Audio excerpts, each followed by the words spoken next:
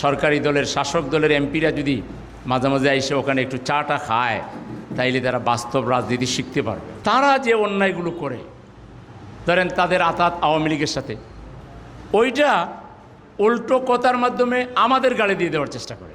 কালকে আমি একজনকে বললাম যে আপনারা যেসব কুকামগুলো করেন, খারাপ কাজ, ওইটা জামাতের উপরে ব্লেম দেওয়ার চেষ্টা করেন, যেটা জামাতের সাথে তার দূরতম কোনো সম্পর্ক নাই। মানে এটা আরেকটা বদভ্যাস, এটা হাসিনার মধ্যেও ছিল না। মানে যা কেউ করে না ওইটা তার নামে চালাই দেওয়া,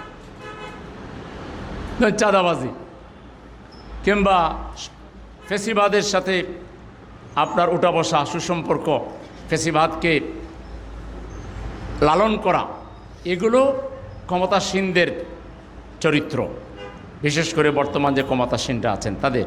কিন্তু তারা কথা বলার সময় এই জিনিসগুলো উল্টো জামাতের উপরে দিয়ে দেয়। এটা আরেকটা বড় তহমত, বড় মিথ্যাচার। জাতিকে তারা বিভ্রান্ত করতে চায়।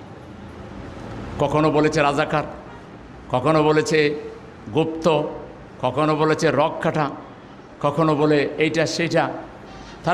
তারা যা বুঝে, জাতি বুঝে সেটা বোঝে না।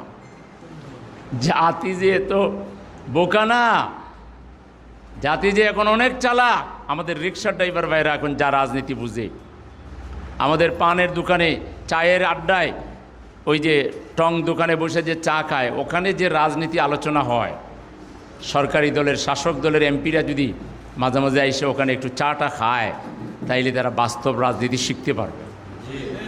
এরা উপরতলার রাজনীতি করতেছে, এরা এসি রুমে বৈশা মজার মজার আপনার টক শো আর মক শো এগুলো করতেছে।